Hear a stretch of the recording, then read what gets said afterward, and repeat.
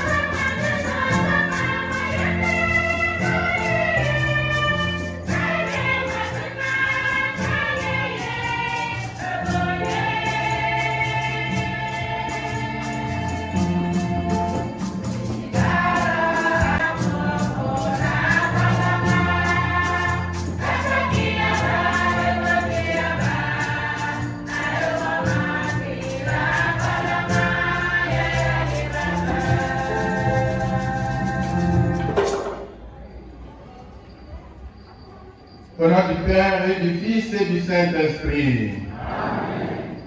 La paix soit avec vous.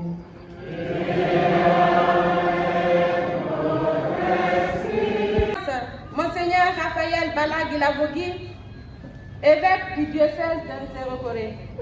Révérend Père, cher papa catéchiste et conseillers paroissiaux, chères autorités à tous les niveaux, chers parents des élus du jour, frères et sœurs en Christ, permettez-moi, au nom de notre mère déléguée, la révérende mère Virginie Collier, et au nom de toutes les servantes de Marie Vierge Mère, de vous saluer et de vous remercier pour votre présence à nos côtés en ces instants où nous jubilons de joie et rendons grâce à Dieu pour ses merveilles dans notre famille religieuse.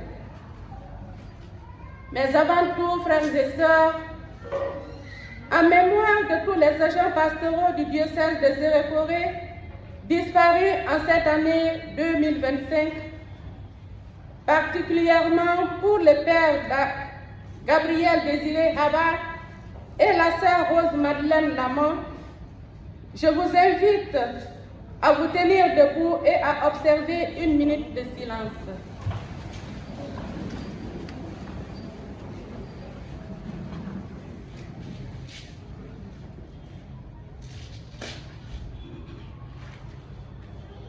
Merci. Qu'il repose en paix et se réjouisse avec nous auprès du Seigneur. En effet, frères et sœurs, en ce samedi 22 novembre 2025, notre famille religieuse a la joie de célébrer simultanément 3 événements joyeux. Le premier événement, c'est la joie d'accueillir deux jeunes filles dans notre postulat qui constitue la 2e étape de la formation religieuse après l'aspira. Papa, bonjour. Des vœux de 4 jeunes prophètes pour leur 7e année de vie religieuse. Enfin, le 3e, c'est que 3 de nos novices vont faire leur premier pas au service du Seigneur dans la vie religieuse.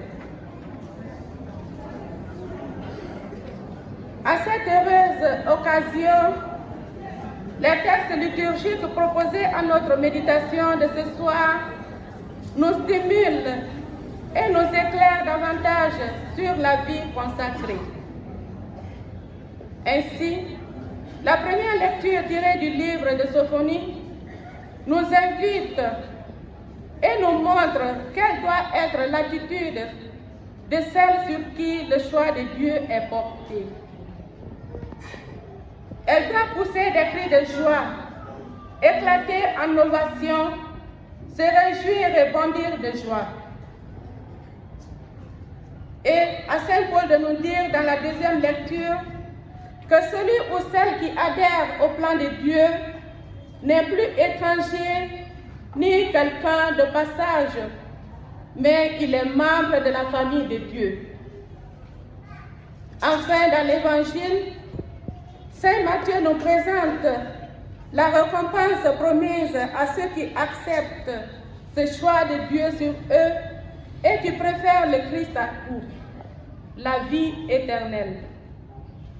Demandons à Dieu au cours de cette Eucharistie de bénir nos sœurs Marie-Madeleine Camara, Odile Gambi et Martine Lama qui ont accepté ce choix de Dieu sur elles et qui s'engagent pour la première fois dans la vie religieuse, signe de leur choix du Christ. Qu'il leur donne toutes les grâces nécessaires pour l'accomplissement de leur mission dans notre diocèse et dans l'Église universelle. Que leur visage rayonne toujours de joie, la joie d'être aimés et choisis par Dieu, dès maintenant et à jamais. Bonne célébration à tous et à toutes. Frères et sœurs bien-aimés de Dieu, rendons gloire à Dieu, lui qui nous donne en ce jour de célébrer 3 professions de vœux temporaires dans la congrégation des servantes de Marie, Vierge Mère, et pour toutes les grâces qu'il dispose pour nous par l'intercession de la Vierge Marie, notre Mère.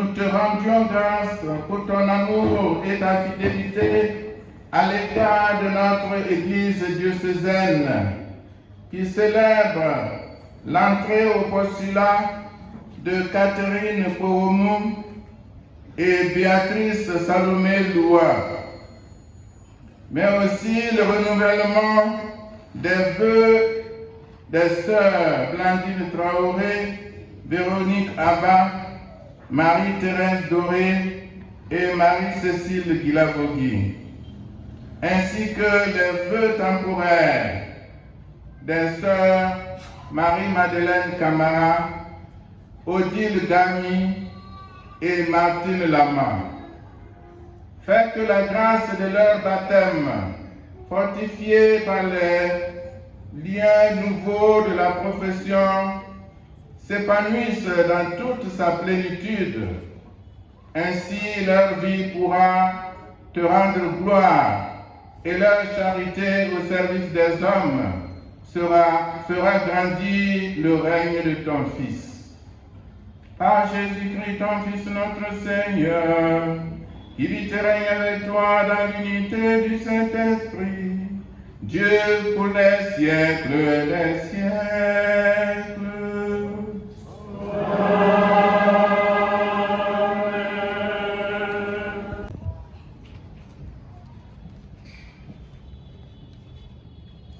Pour ce décret de joie, fille de Sion, éclate en ovation Israël. Réjouis-toi, tressaille d'allégresse, fille de Jérusalem. Le Seigneur a écarté tes accusateurs, il a fait rebrousser chemin à ton ennemi. Le roi d'Israël, le Seigneur est en toi. Tu n'as plus à craindre le malheur. Ce jour-là, on dira à Jérusalem, ne crains pas Sion, ne laisse pas tes mains défaillir. Le Seigneur, ton Dieu, est en toi. C'est lui le héros qui a porté le salut.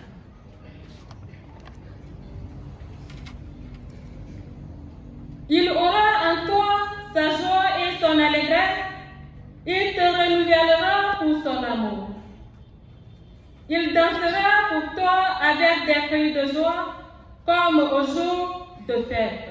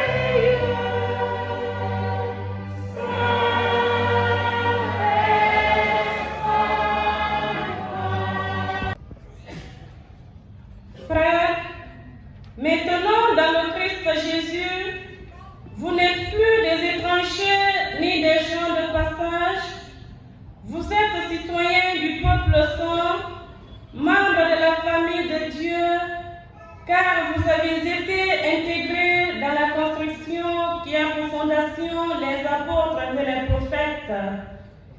Et la pierre angulaire, c'est le Christ Jésus lui-même. En lui, toute la construction s'élève harmonieusement pour devenir un temple saint dans le Seigneur.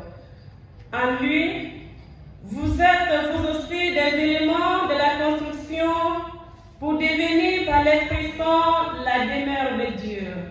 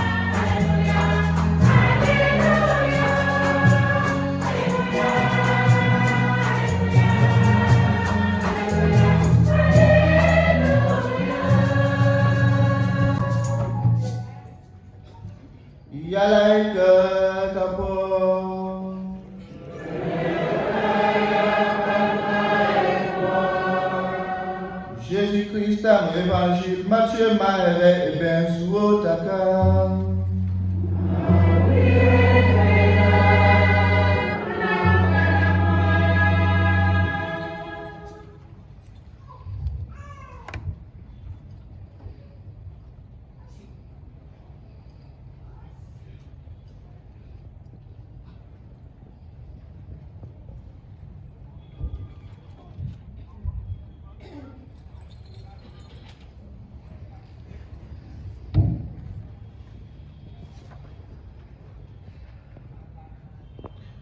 Pierre prit la parole et dit à Jésus, et tout homme qui aura quitté à cause de mon nom des maisons, des frères, des sœurs, un père, une mère, des enfants ou une terre, recevra beaucoup plus et il aura en héritage la vie éternelle.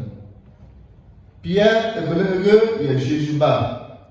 Konya kama nkilele la kobule kopo kukapole kama kende Jésus ya Dieu atinya kopo gamuika kanya ka glombo anyana ye nulo kapa he manina kun mei ka kon man kapa he kun buko hele mei ka Israël le buko hele nyaobu ele Nulape angupelele la awalakati niyenu dan nigenu dan mahalanu awalakati nan awalakati ne awalakati nuni awalakati mutinga nama manbai gapai bolu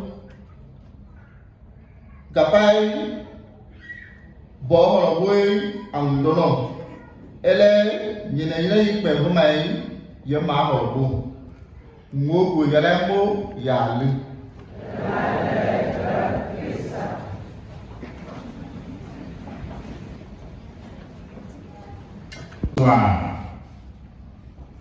Soyez-en vivement remerciés. Monseigneur Mathieu Loua, vicaire général du diocèse de Zélékoué,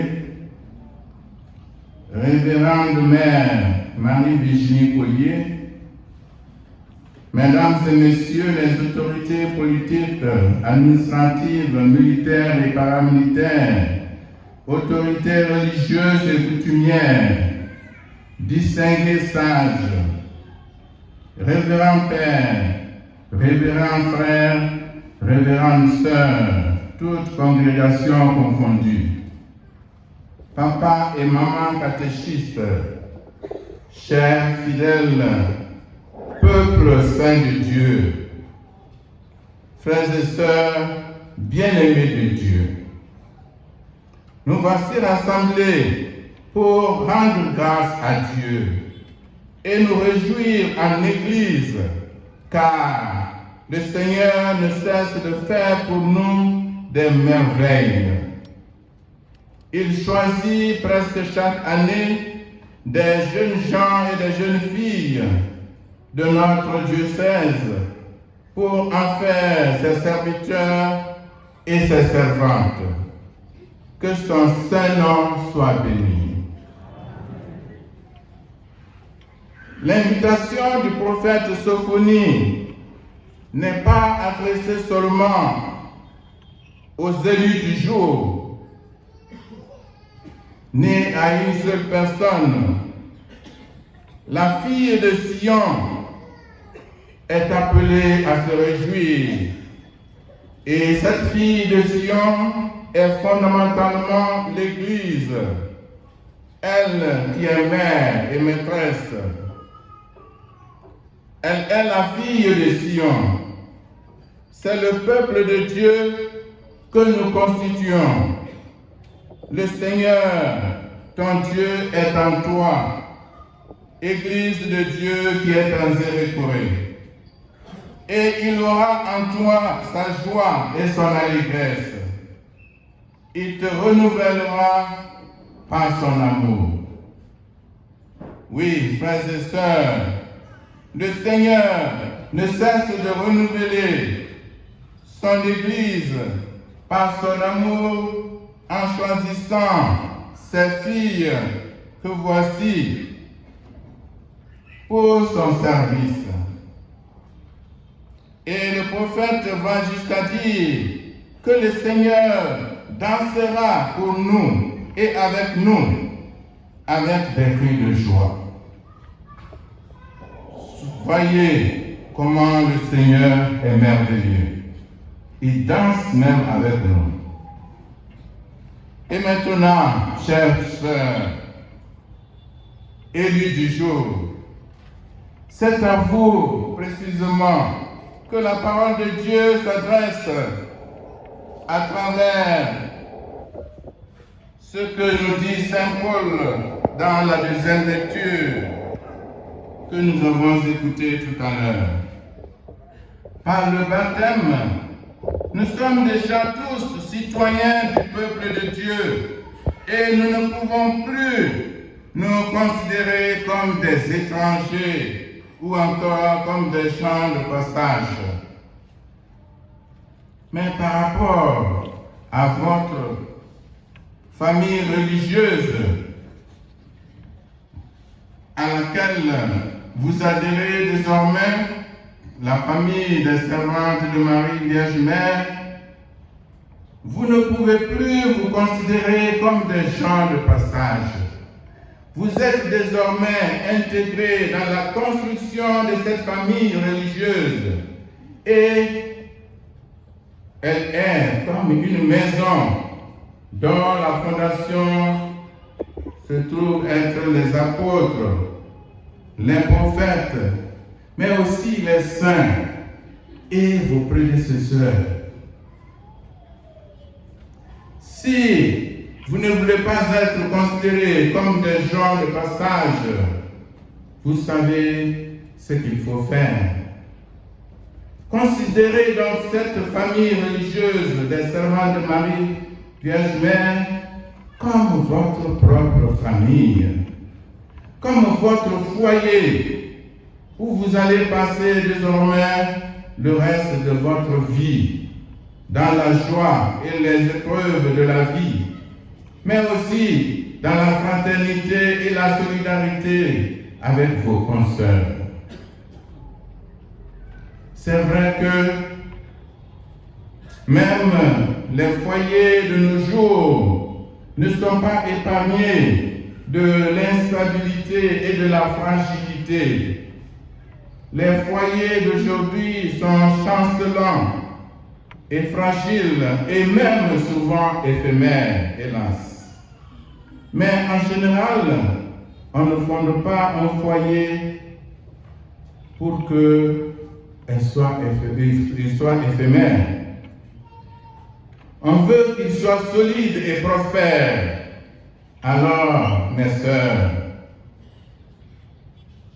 faites en sorte que votre famille religieuse soit heureuse et prospère. Je sais que vous le pouvez, si seulement vous le voulez, avec la grâce de Dieu. Chère sœur Marie-Madeleine, sœur Odile et sœur Martine, votre profession temporaire est un signe de la volonté de Dieu pour le monde et pour les sœurs servantes de Marie Vierge Mère. Dieu vous a choisi et vous ne pouvez pas douter qu'il vous accorde les grâces nécessaires pour porter à son accomplissement votre appel particulier à la vie religieuse à travers le charisme des servantes de Marie Vierge Mère. Ce charisme si important et souvent difficile, lourd et délicat à vivre au quotidien.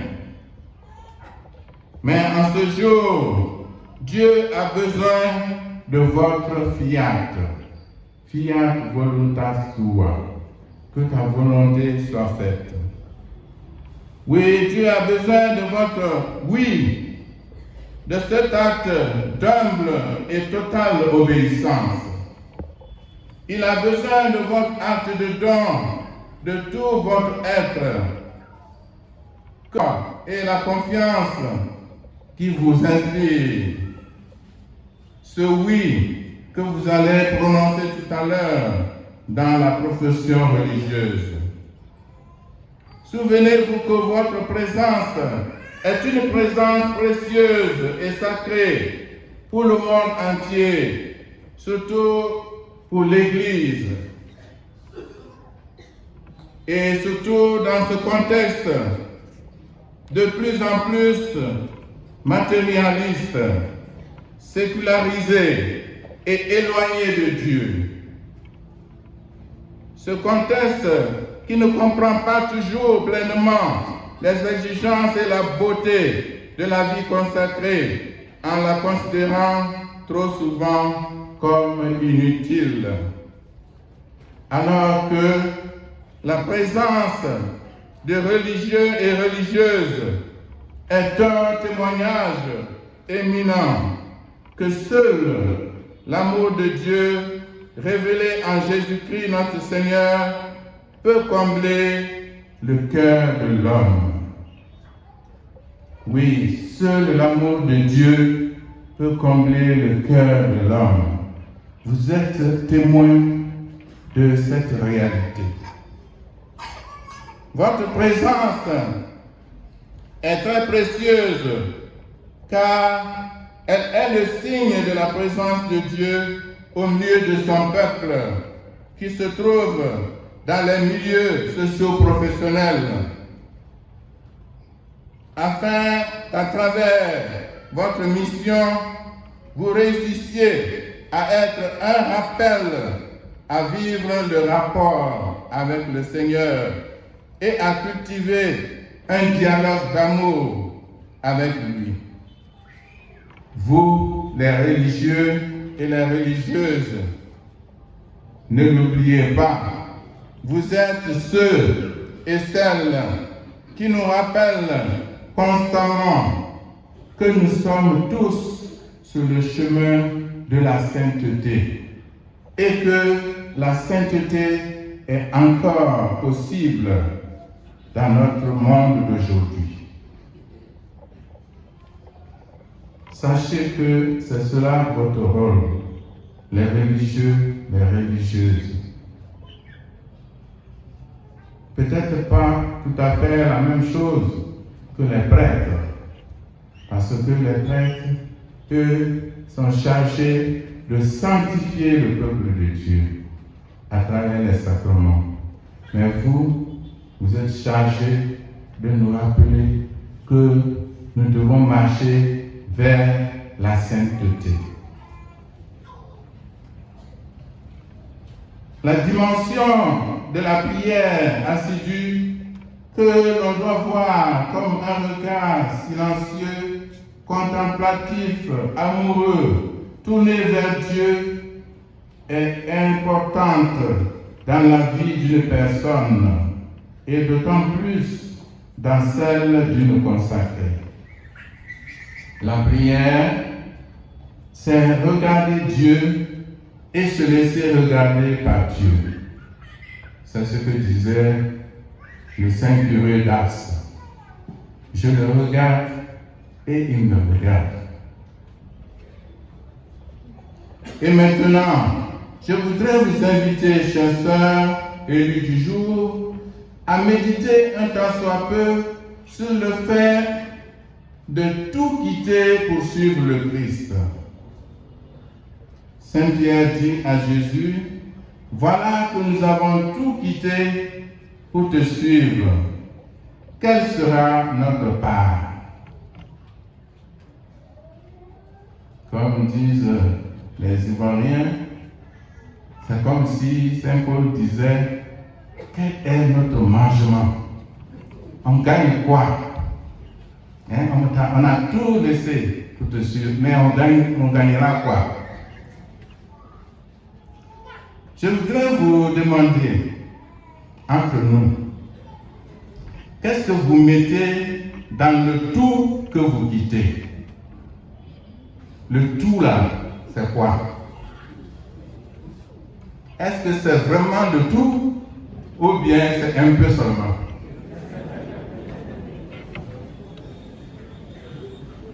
Est-ce seulement le matériel que vous quittez ou bien c'est vraiment le tout, y compris la maternité biologique, les honneurs, la carrière, la recherche de l'argent pour soi-même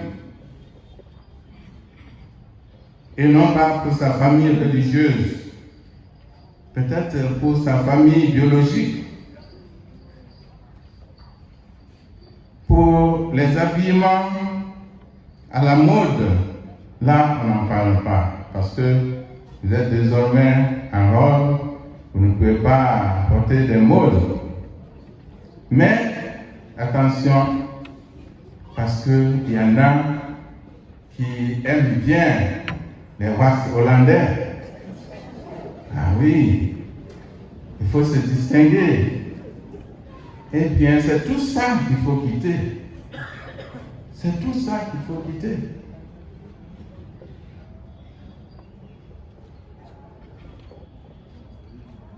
En vérité, mes sœurs, vous devez accepter de tout quitter vraiment pour vous permettre d'être assez libre pour le service de Dieu.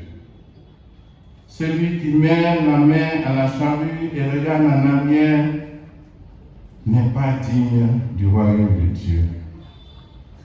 Je crois que dernièrement, ma sœur Marguerite Kouma a chanté un chant dans ce sens-là.